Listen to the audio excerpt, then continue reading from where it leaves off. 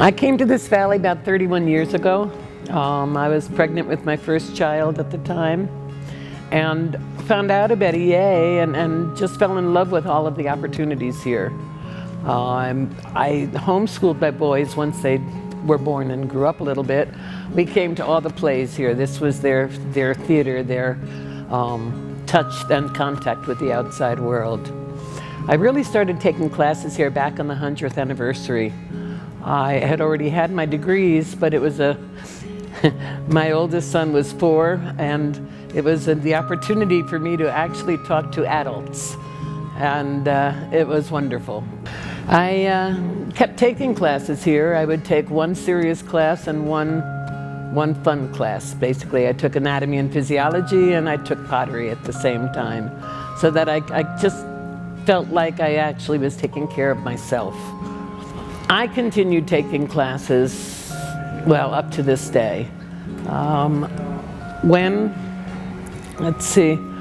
Billy turned 14, I had been homeschooling the 2 boys on and off. And when he was 14, he enrolled here as a full-time student. He had a hard time dealing in the public schools, and they allowed him to come here. And in fact, his first year, he was elected to Phi Theta Kappa as the youngest person in the whole state ever getting into Phi Theta Kappa. Graduated here in 2000, which was the same year he would have graduated high school. When Tony passed away in 98, I was able to get a job here and worked with the Aspire program under Jose. Wonderful, wonderful program. I really loved working with the students. I really liked the tutoring part. I liked the one-on-one work.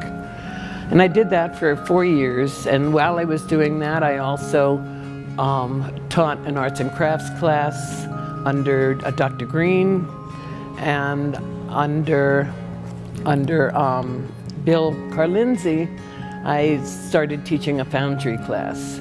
Billy, my older son, was getting a degree in machine shop technology, and I wanted to know what all these classes were. He was bringing home all these cool metal objects, so I started taking the classes so that I could also learn. After I took it one semester with Tony, my younger son, Bill asked if we wanted to teach the class, so we ended up teaching that one as well. While I was here as a student and staff member, I joined the choir as one of the older members, since I was in the regular choir, but also as probably the only female that ever was and ever will be singing second bass.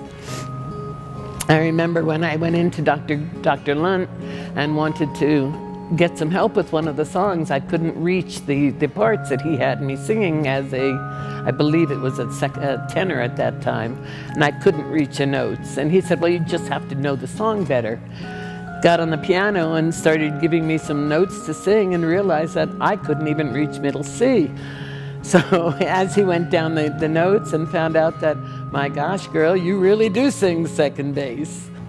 In 1998, before I started teaching here, my younger son found a pipe bomb, and in his attempt to see what was inside, it exploded on him.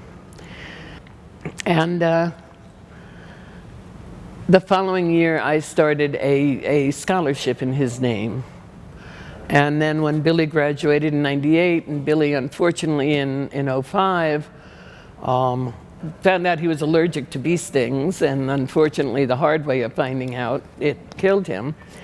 So I have been providing a scholarship. It started out as the Tony Bernstein Scholarship, and now the Bernstein Brothers Scholarship. And I have been able to help support 14 other students. I contribute to a full tuition one semester. I figured that probably less than what it would cost to take care of the 2 boys. And it's just been a real thrill to see who they support each year. I always give a picture of the boys so that the recipient knows who's actually taking care of them. I'm Susan Bernstein, and I'm a fighting heel monster who's peaceful